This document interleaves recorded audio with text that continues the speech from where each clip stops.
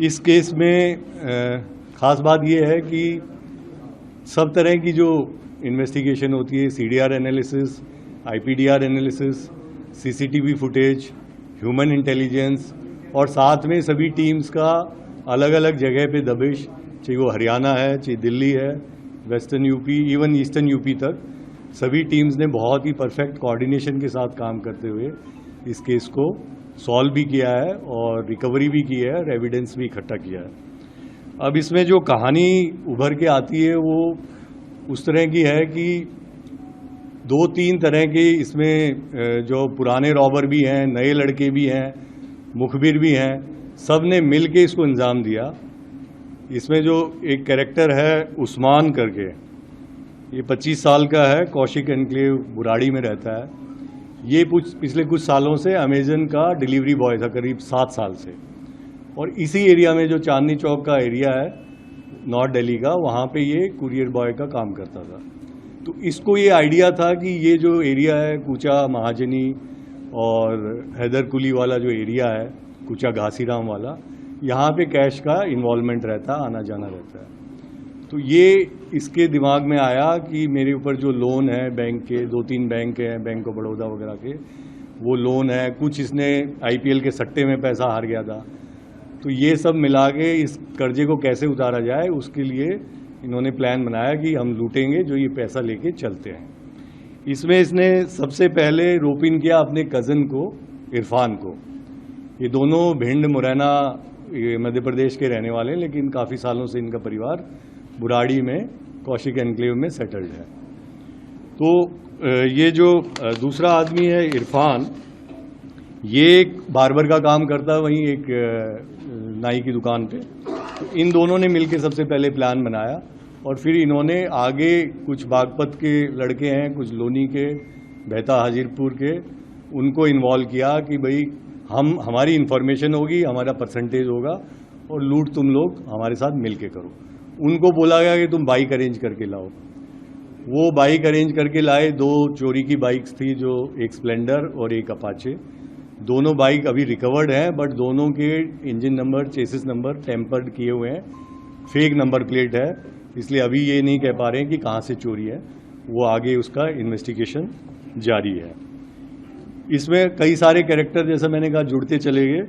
फिर एक लड़का है अनुज मिश्रा एलियास संकी।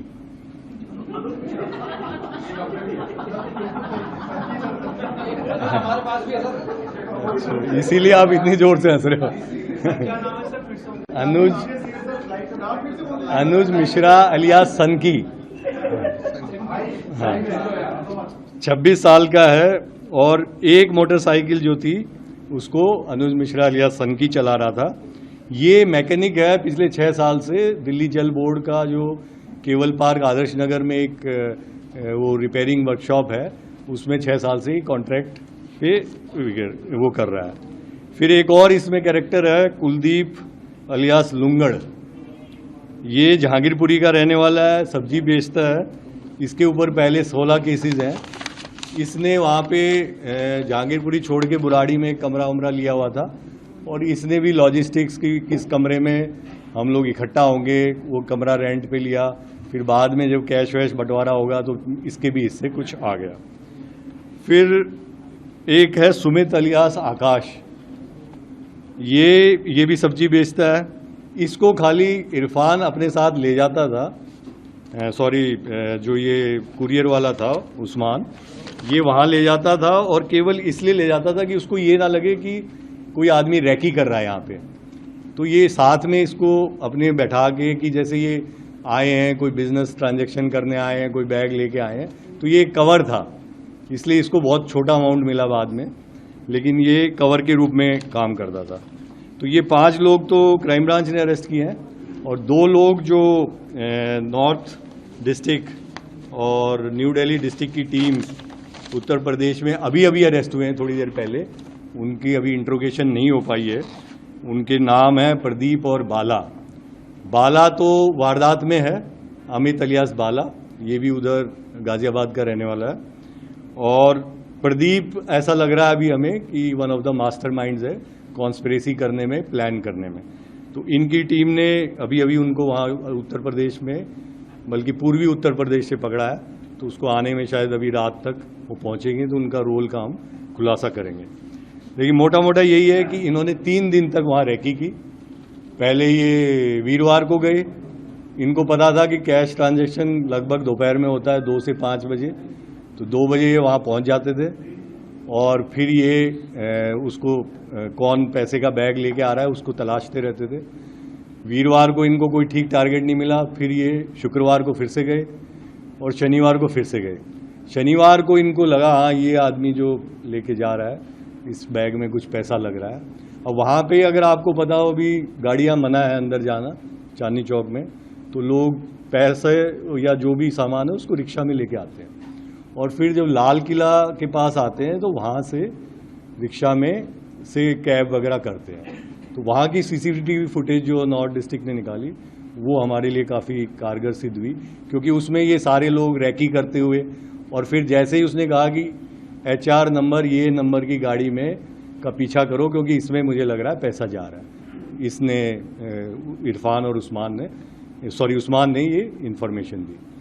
तो उस्मान का काम मेन था वहाँ से इन्फॉर्मेशन देने का, उसके साथ ये सुमित था और गाड़ी पे जो गए थे उसमें इरफान, बाला, सनकी और एक आदमी जो अभी बाकी है उसका नाम आना बाकी है और एक पहलवान भी है। इनकी आइडेंटिटी 1-2 लोगों की अभी बाकी है। तो इस तरह इन्होंने पीछा किया और जो टनल को इन्होंने टारगेट किया उसका कारण ये था कि इनको लग रहा था कि बाहर सड़क पे कहीं टारगेट करेंगे तो कहीं कुछ गड़बड़ हो सकती है, कोई जाने आने वाला आके पूछ ले क्या हो रहा है भाई, या कोई रेजिस्टेंस हो जाए। टनल में इनको ये लग रहा था कि कोई गाड़ी रोकेगा नहीं, कि गाड़ियाँ फटाफट चली जाती हैं, तो वहाँ पे अगर हम करेंगे तो कोई रुक के इसकी हेल्प करने को नहीं आएगा। तो इसलिए इन्होंने टनल को किया था।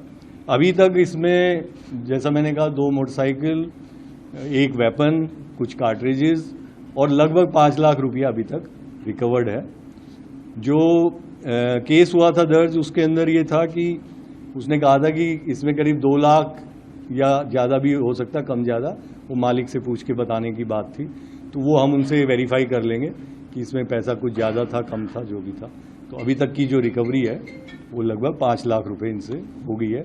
लेकिन अभी मैं जैसा आपको बता रहा 2-3 लोग बचे हुए हैं, उसके लिए हमारी टीमें, क्राइम ब्रांच की भी और डिस्ट्रिक्ट्स की टीमें उत्तर प्रदेश में जगह जगह पे रेड कर रही हैं, क्योंकि वो लोग दिल्ली से भागे हुए हैं। तो उनको मुझे लगता है आज या कल में हम उनको गिरफ्तार कर लेंगे। सर क्या टनल में हमें इसी पॉइंट पे टारगेट करना है?